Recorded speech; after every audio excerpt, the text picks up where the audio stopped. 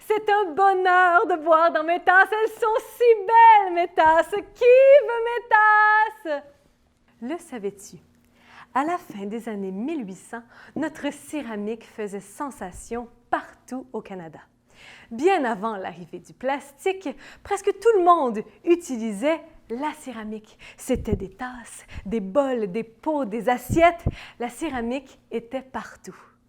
Qui veut mes tasses? C'est un bonheur de boire dans ces tasses. Elles sont si belles, mes tasses. Qui veut mes tasses? Le savais-tu? À la fin des années 1800, notre céramique faisait sensation partout au Canada. Bien avant l'arrivée du plastique, il y avait de la céramique partout. On en faisait des pots, des tasses, des verres, des assiettes. Elle était utilisée par tout le monde. Son histoire dans notre région a commencé quand Moses Farrar et son beau-père Isaac Newton Sowell sont arrivés du Vermont aux États-Unis pour installer une fabrique de céramique en 1840, ici même à Saint-Jean-sur-Richelieu. Ils travaillaient en mariant la glaise du Vermont et l'argile locale pour produire des pièces particulièrement résistantes. Bientôt, de nombreuses fabriques de poterie virent le jour ici à Saint-Jean comme à Iberville. Ce commerce devenait très important pour notre région, jusqu'au jour où les gens se sont mis à avoir un plus grand intérêt pour la faïence qui, elle, venait de l'Angleterre. Il fallut donc trouver quelque chose de nouveau à construire dans nos fabriques ici. Alors on a fait des bols de toilettes. Quand on fait du commerce, ça prend de la marchandise et des clients.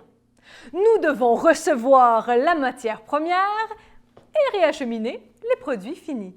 Jusqu'à l'apparition du chemin de fer, la rivière Richelieu jouait un rôle fort stratégique dans le transport de la marchandise entre le Canada et les États-Unis.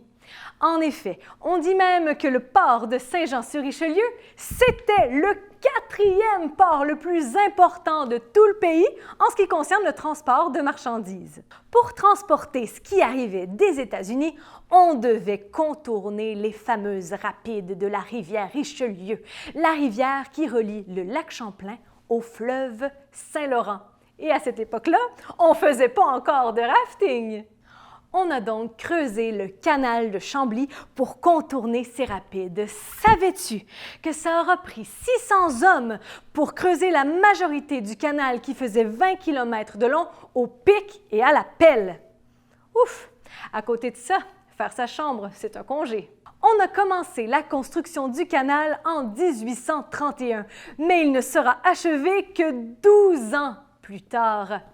Mais, entre-temps, on a eu le temps d'inaugurer le premier chemin de fer en 1836 et celui-ci allait grandement nous aider à faire le transport terrestre de la marchandise entre le Canada et les États-Unis, plus particulièrement vers Montréal.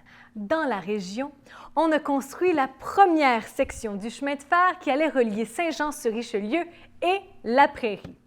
Mais rassurez-vous, on n'avait pas construit le canal pour rien, non. Celui-ci allait encore servir pour le transport du bois. Le bois, ça me fait penser à une histoire terrible qui a eu lieu le 18 juin 1876 sur la rue Richelieu. On fait même appel à des pompiers de Montréal et du Vermont aux États-Unis pour venir nous aider. Mais il faut leur laisser le temps d'arriver. Et le Vermont, c'est quand même à plus de 100 km d'ici. À 11 heures, soit 3 heures après la première flamme, tout le côté est de la rue Champlain et la rue Richelieu au complet ont été ravagés par les flammes. Ouf! Ah, tout ça me donne très chaud. Heureusement, mon train arrive. À la prochaine.